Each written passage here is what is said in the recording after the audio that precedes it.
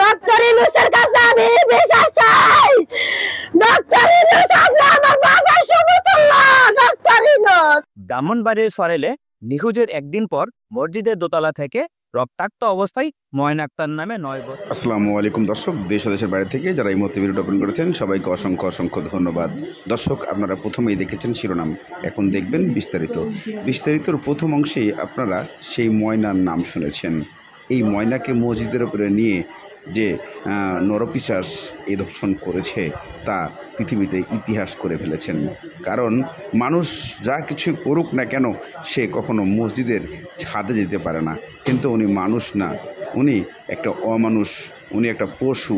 সেই কারণে এই কাজটা করতে পেরেছে 9 বছরের সেই ময়নাকে। তবে ময়নার মূল এই ঘটনার সূত্র ধরে খুঁজে বের করতে পুলিশ মরিয়া। কেন এত বড় একটা ঘটনাকে সূত্র করে পুলিশ এখনও গ্রেপ্তার করতে পারছে না, এমন প্রতিক্রিয়া শুরু করেছে নেটিজেনরা। ডক্টর ইউনূসের কাছে আমি বিচার চাই। ডক্টর ইউনূস আসলে আমার বাবার সমতুল্য। ডক্টর ইউনূস। ব্রাহ্মণবাড়িয়ার সরাইলে নিখোঁজের একদিন পর মসজিদের দোতলা থেকে রক্তাক্ত অবস্থায় ময়না আক্তার নামে 9 বছরের এক শিশুর মরদেহ উদ্ধার করেছে পুলিশ।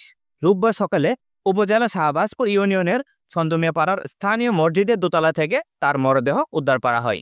নিহত ময়না আক্তার উপজেলা শাহবাজপুর ইউনিয়নের ছন্দমিয়া পাড়ার বাহরাইন প্রবাসী আব্দুর রাজ্জাকের মেয়ে।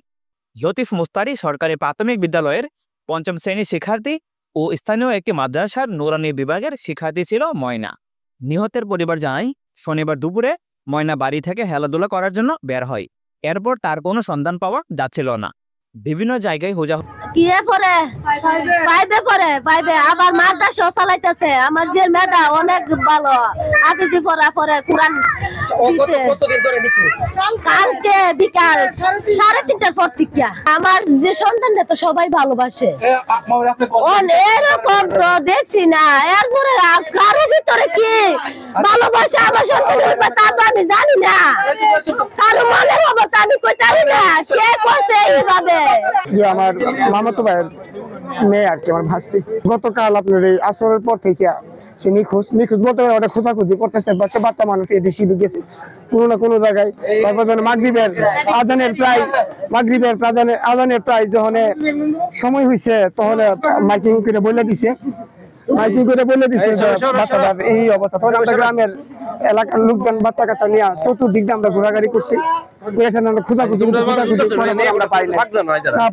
আমরা চলে গেছি আপনার থানাতে জিডি করার জন্য। পরবর্তীতে খবর পেলাম যে আমরা মসজিদের ইমাম সাহেব হুজুর উনি নাকি বাড়ি দিকে বলছে যে এটা এমন অবস্থা, মেয়েটা এখানে মধ্যে পড়ে রয়েছে। গ্রামবাসী মসজিদে গিয়ে বিভ্যস্ত ও গলায় কাপড় পেঁচানো অবস্থায় ময়নার মরদেহ দেখতে পায়। খবর পেয়ে পুলিশ, পিআইবি ও সেনাবাহিনী ঘটনাস্থল পরিদর্শন করে ময়নার চাঞ্চল্য ও আতঙ্ক সৃষ্টি হয়েছে। গ্রামবাসী এ ধরনের নির্মম হত্যাকাণ্ডের দৃষ্টান্তমূলক বিচার দাবি করছেন। আমার নিষ্পাপ শিশু, আমি আইনের কাছে আমি বিচার চাই। অঙ্কে কাটা সরকার ডক্টর ইউনূসের কাছে আমি বিচার চাই। ডক্টর ইউনূস আসলে আমার বাবার সমতুল্য। ডক্টর ইউনূস, আমি হত্যাকারী বিচার চাই। আমি নিজ চোখে হত্যাকারীরে দেখে নিজ চোখে ফাঁসির মধ্যে ঝুলন্ত দেখতে চাই। ডক্টর ইউনূস, আমার কথায় বেয়াদবি হইলে আপনারা মাফ করে দিন। আমার কলজে মারতে চাই।